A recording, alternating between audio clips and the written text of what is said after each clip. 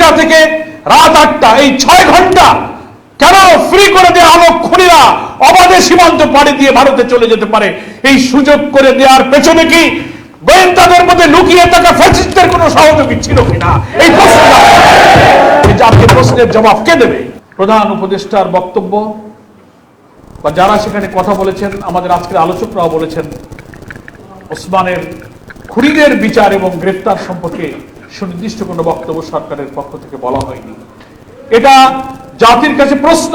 সরকারের এই নীরবতা, আইন মন্ত্রণালয়, স্বরাষ্ট্র মন্ত্রণালয়, সরকার প্রধান, ইন্টেলিজেন্স, অনেক ইন্টেলিজেন্স গভর্নমেন্টের, দুনিয়ার আন্তর্জাতিক নানান তথ্য প্রযুক্তি উপায় উপকরণ লজিস্টিক সাপোর্ট দিয়ে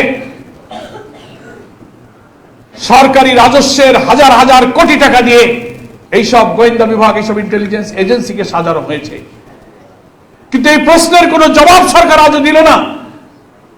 2টার দিকে তার গুলি হলো, আর রাত 8টার দিকে সারা দেশের বিভিন্ন চেক পয়েন্টে চেকপোস্ট বসানো হলো। 2টা থেকে রাত 8টা, এই 6 ঘন্টা কেন ফ্রি করে দেওয়া হলো? খুনিরা অবাধে সীমান্ত পাড়ি দিয়ে ভারতে চলে যেতে পারে। এই সুযোগ করে দেওয়ার পেছনে কি গোয়েন্দাদের মধ্যে লুকিয়ে থাকা ফ্যাসিস্টদের কোনো সহযোগী ছিল কিনা? এই প্রশ্নের জবাব কে দেবে? এই প্রশ্নের জবাব কে দেবে? 6 ঘন্টা কেন বিলম্ব করা হলো?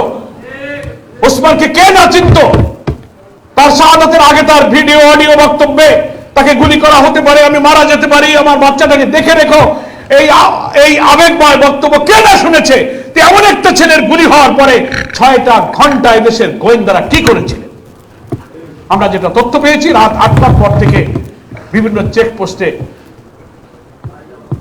পুলিশ এবং বিভিন্ন বাহিনী মোতায়েন করা হয়। আমি এই 6 ঘন্টা সুযোগ দিলেন, তাহলে তো জাতির একথা বিশ্বাস করার সুযোগ আছে যে গোয়েন্দাদের অভ্যন্তরে লুকিয়ে থাকা আধিপত্যবাদের দালালরা চেয়েছিল এই খুনিরা নিরাপদে পালিয়ে যাক।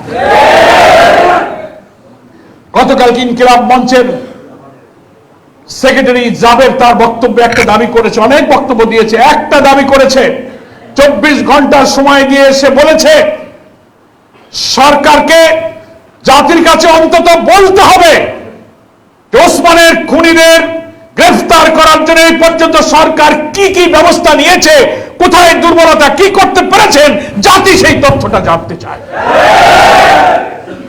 আপনারা 24 ঘন্টা যেতে আর মাত্র কয়েক ঘন্টা সময় আছে।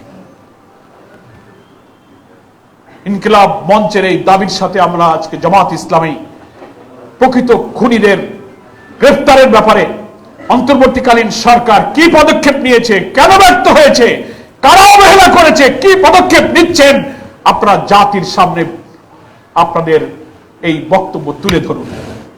যদি তা না ধরেন তাহলে এই বিশ্বাসে জাতি করবে যারা ওসমানকে খুন করেছে, ওসমানের খুনিদের পালিয়ে যেতে, তার সহযোগীদেরকে প্রশ্রয় দিতে প্রশাসনের মধ্যে ফ্যাসিস্টদের সেই সব সহযোগীরা লুকিয়ে আছে। আপনারা দেখেও জেনেও না জানার, না দেখার ভান করছেন। এই বিশ্বাস এই জাতি করবে। ফলে সরকারের কর্তব্য হয়ে দাঁড়িয়েছে জাতির কাছে ওসমানের খুনিদের গ্রেফতারের জন্য কি কি পদক্ষেপ নিয়েছেন। সরকারের যদি কোনো ব্যর্থতা থাকে, কোন গোয়েন্দা কর্মকর্তা যদি দায়িত্ব পালনে ব্যর্থ হন, জাতির কাছে বলেন, তার দায়িত্ব থেকে তাকে অব্যাহতি দেন, তার জন্য শাস্তির ব্যবস্থা করেন। ওসমানের মতো অকুত ভয়, মৃত্যু ভয়হীন মৃত্যুঞ্জয়ী বীরেরা বিদায় নিয়ে যাবে, আর আমাদের হাজার হাজার কোটি টাকার খাজনা ট্যাক্সের পয়সায় বেতন খেয়ে গাড়ি বাড়ি নিয়ে চাকরি করবেন, এটা জনগণ কখনো মেনে নিতে পারে। জাতির কাছে এই সত্য প্রকাশ করতে হবে।